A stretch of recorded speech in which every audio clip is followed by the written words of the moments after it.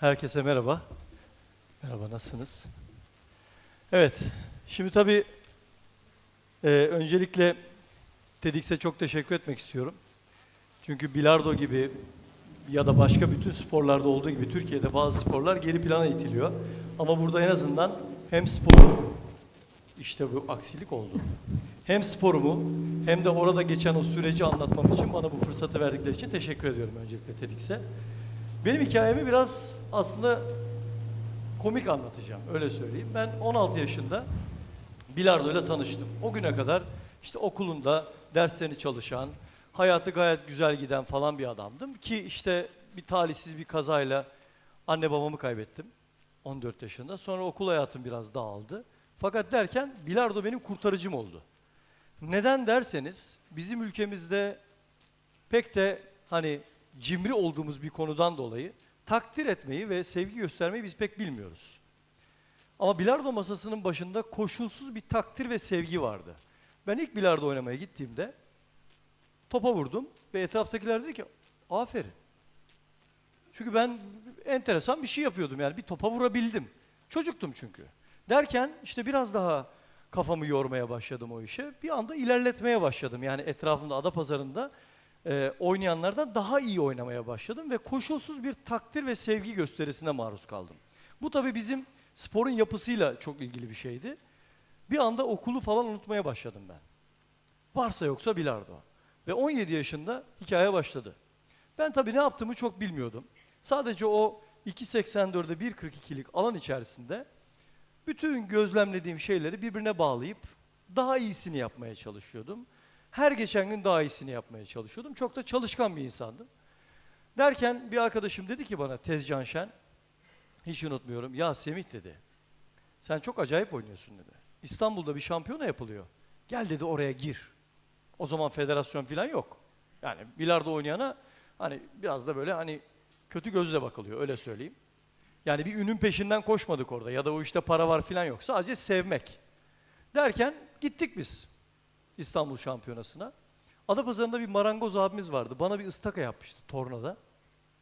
Alt tarafını böyle yakmış, tek parça. Ortası oto boyası, böyle parlak mavi. Altı Tokyo lastiği. Bilezik kısmı var, ucun takıldığı. Böyle bir metal, hani şuraya kadar çekseniz elinizi yırtar. Ben onu gazeteye sarıp gittim. İstanbul Şampiyonası Tezcan'la Mecidiyeköy'de Cihan Bilardo'ya girdik. Oturduk böyle. Biraz da minyon bir tiptim. Beni hani tahmin etmiyorlar bilardo oyuncusu olduğum falan. Çünkü o zaman bilardo oynayan adam bayağı böyle 40 yaşında falan adam. Şöyle geziyor falan yani. Derken işte bir Gündüz abimiz, sonradan tanıştık kendisiyle. Bir oyunu bitirdi. Bende o gazeteye sarılı ıstaka var, hani tornada yapılmış. Hiç de olmaması gereken bir şey. Hani şimdi başarıdan bahsediyoruz ya, biraz buralardan başlayayım dedim. Gitti o böyle bir oyunu bitirdi falan, ıstakasını gitti dolabına astı falan böyle gayet havalı. Tezcan dedi ki git dedi oyun teklif et. Hani biz de biraz o konuda sosyalleşelim istiyoruz. Gittim, abi oynayalım mı dedim. Yok canım dedi bana. Şimdi sonra kendisi anlatıyor. Diyor ki ya ben orada az evvel çok süper bir oyun oynadım yani. Bu da bir çocuk. Yani hakikaten öyle bir çocuktu. Geldi bana oyun teklif etti. Sonra geldi dedi ki gel bakalım oynayalım dedi. Neyse biz başladık oyuna, 400 sayı çekiyoruz. 400'e 20 bitti oyun. 20 sayı çekebildi rahmetli Gündüz abi. Bana döndü dedi ki sen de şampiyonaya giriyor musun dedi. Giriyorum abi dedim. Buna verin kupasını gitsin bu dedi. 17 yaşında ben İstanbul şampiyonu oldum. Fakat hala ne yaptığımı bilmiyordum. Benim için varsa yoksa o masanın içerisindekileri daha iyi yapmaya çalışmak, daha hakim olabilmek. Etrafla ilgilenmiyordum ben. Etrafta bilardo oynayanlar vardı ama o dönemde.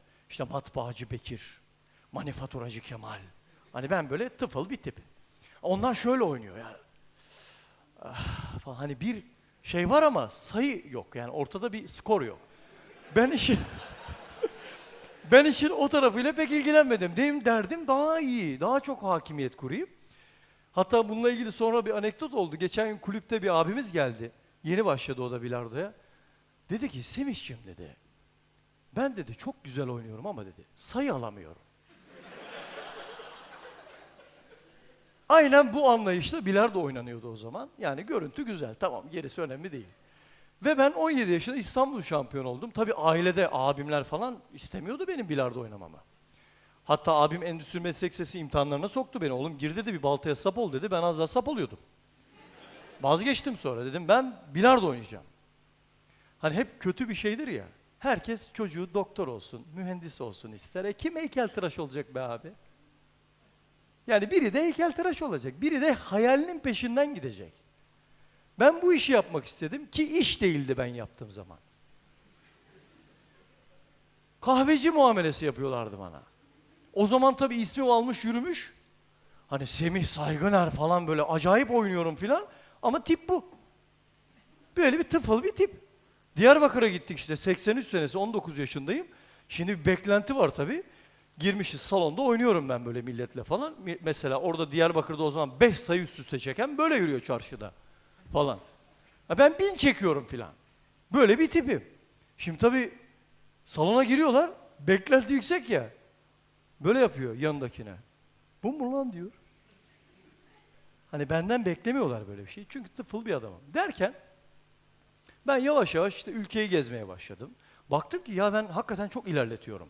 Çünkü şu şeyi görmeye başladım artık. Yani hani o zaman karambol oynanıyor. Yani üst üste istediğin kadar sayı alabiliyorsun. Hani o zaman sadece ben oynuyordum. Rakip oturuyor. Bu. Yanındakine veriyor takayı. Al biraz da sen oyna falan. Yani bekliyor. Espriler yapılıyor filan. Oğlum diyor, sen diyor saat parası vererek seyrediyorsun. Biz diyor dışarıdan vermeden. Böyle bir durum. Dolayısıyla ya ben bilardocu olacağım dedim. Çok hoşuma gitmeye başladı. Çünkü öyle ya da böyle bir sevgi yumağının içine giriyorsunuz. Takdir ediliyorsunuz. Kimse sizi yuhlamıyor. Yani beceriksizlikleriniz yüzünüze vurulmuyor. Çünkü ben zaten beceriksizliklerimin bir sonucuyum. Beceriksiz olduğum durumlar bana tecrübe kazandırdı. Ben bu hale geldim. Dolayısıyla ayıplanacak bir şey değil aslında bir şeyi becerememek. Bu anlamda yavaş yavaş hedefi büyütmeye başladım. Dedim ki ya ben evet ya iyiyim galiba. Dur bakalım biraz da kendimizi geliştirelim falan. İşte yurt dışı, işte bir takım dergiler geliyor falan. O zaman federasyon falan yok. Ha şimdi kurulduğu başındaki adam federasyon diyor, ayrı konu ama yani. Ya o zaman federasyon falan yok, resmi olarak tanınmıyor spor. Derken evet yurt dışına açılmak icap eder falan dedik. Askerliğimizi bitirdik. Bıraktım aslında bilardoyu o dönem. Dedim ki yani herhalde olmayacak bu iş ama tekrar bir alevlendim. Yani ben dedim bilardonun peşinden gideceğim ama madem öyle yurt dışına gideceğiz. O zaman işte rahmetli Osman Gökdemir, nur içinde yatsın. Dedi ki Semih'ciğim dedi, ben sponsor olacağım size dedi. Biz arabayla gittik Belçika'ya. 3 gün sürdü. Allah'tan bilardocuyuz. Çünkü arabada yattık, böyle gidiyorduk salona. Yani böyle. Sponsorluk oydu yani, sağ olsun. Ama ilk defa Antwerp şehrine gidiyoruz. 3 gün sürdü yol. Silecek koptu. Biz böyle siliyoruz falan. Yani feci bir otomobil. 72 model 88'de. Düşünün. Biz neyse 3 günde vardık oraya. Fakat beklenti öyle acayip ki. Şimdi diyorlar ki Türkler gelmiş. Hani Türk deyince bilardocu olmaz.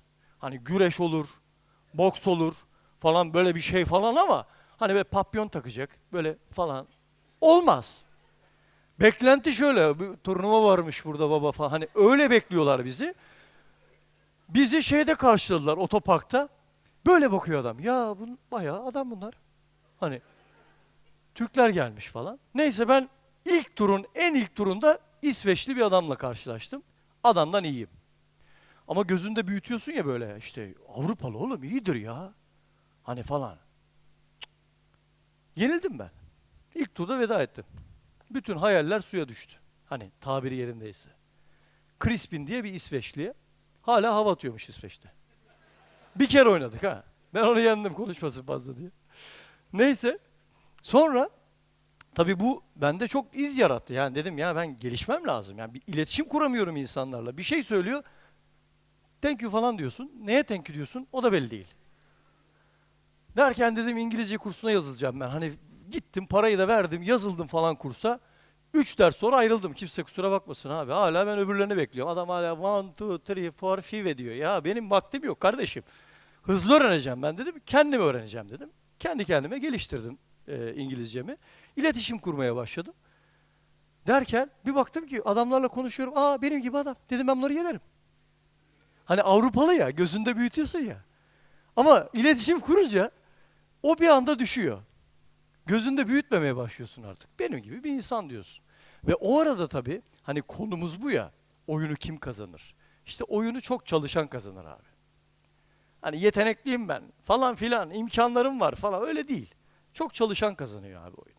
Ben başladım çalışmaya. Dedim ki ben bu işe hakikaten gönül koydum. Ben bu işte en iyi ne olacaksa oraya kadar gideceğim dedim. Ve o ilk yenildiğim 1988 yılında Antwerp'te yenildiğim otelde 2004 yılında dünyada yılın oyuncusu seçildim.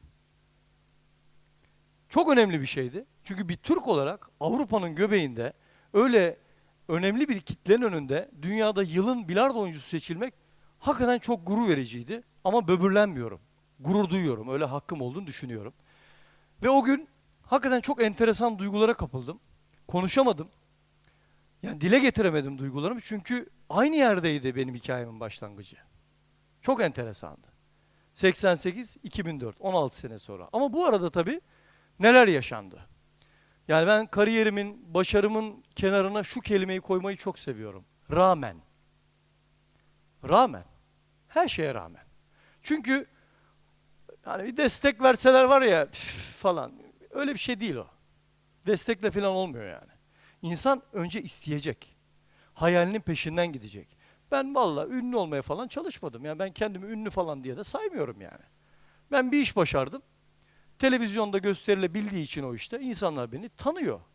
Ama ben yine başarılı bir insan olup kimsenin tanımadığı bir insan da olabilirdim.